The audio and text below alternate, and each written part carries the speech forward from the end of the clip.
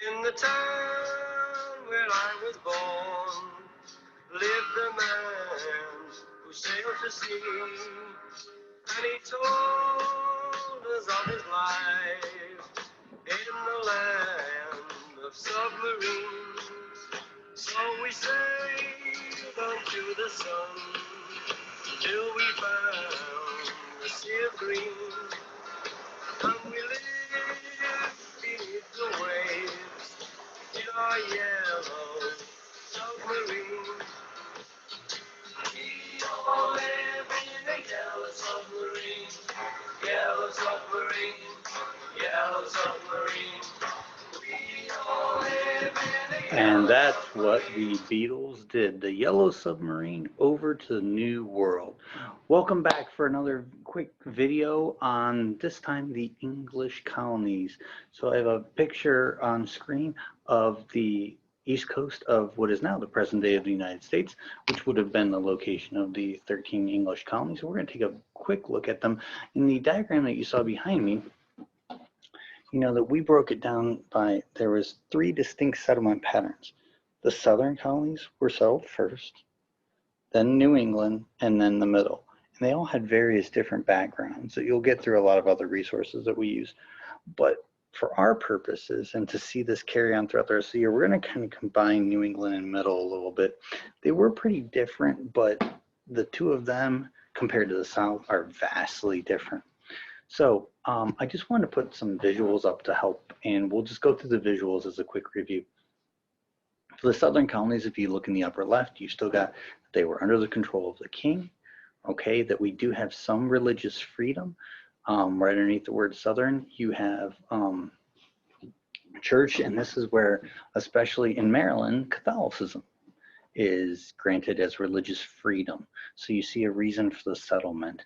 In the bottom left, you see the sun and you see plantation style agriculture. And that's where Virginia, North Carolina, South Carolina, all after the original settlement, permanent settlement that survives Jamestown, once they realize we're not going to be able to find gold and silver like the Spanish, they take advantage of the climate. They use really good relations with Native Americans, at least at first, and use that to their advantage to cultivate the crops on large plantations using slave labor. These cash crops are massive, crops that are produced on a large scale in order to make money. Now, the percentage of farmers in the South that are going to have big time plantations is actually very, very small. A lot of people are going to have small farms to survive. This is all going to work because of the long growing season, the fertile land. Okay, but you see some of the resources there, indigo, eventually cotton, rice, sugar cane, tobacco being a big one. But we can't discount the need for slave labor and the impact that that has on the South. In the upper right-hand corner, you see an example of a representative government. And back then in the South, because the plantations spread everybody out, there were a few major cities along the coast as trading ports, but they relied on what is known as their colonial legislatures. They could have different people from throughout the colony elected.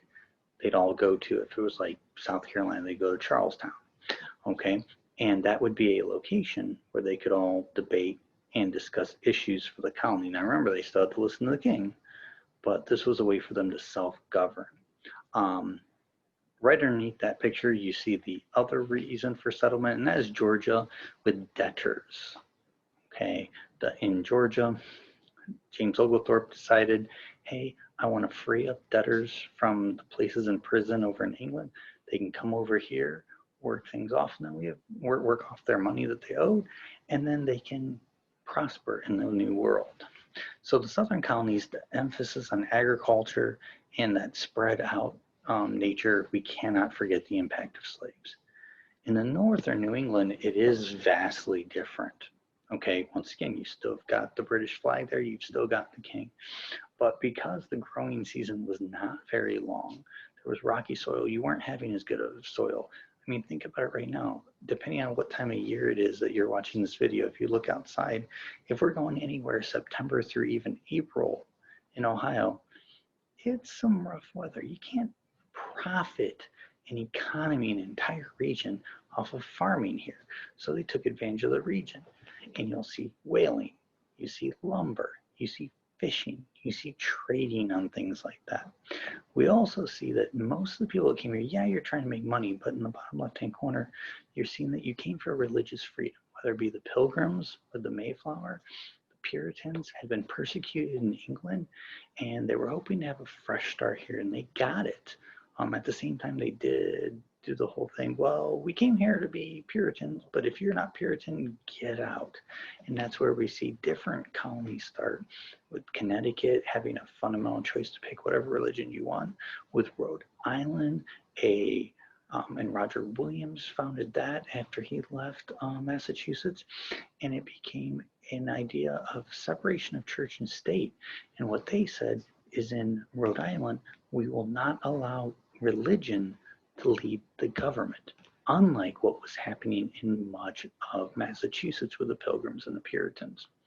We also see a colonial legislature type of self-government, but because they're small religious communities, and like with the Mayflower Compact, they had to figure out things in their area. So in the upper right, you will see examples of town meetings, which are a direct democracy when everybody votes. Now, this all comes together, and I'll put this back up here. We could, we're kind of lumping the middle in with the North. The middle colonies was very different in the sense of you could grow some crops, mainly grains, and you had settlement of different groups like the Dutch in New York, the Quakers, a religious group in Pennsylvania, and most of that spread out into New Jersey and Delaware because those colonies were just too big. In the end, you're seeing climate play a huge factor in what is produced, impacting who the labor sources are. And we're seeing that it wasn't just economics, there was a religious foundation to settling in the 13 English colonies.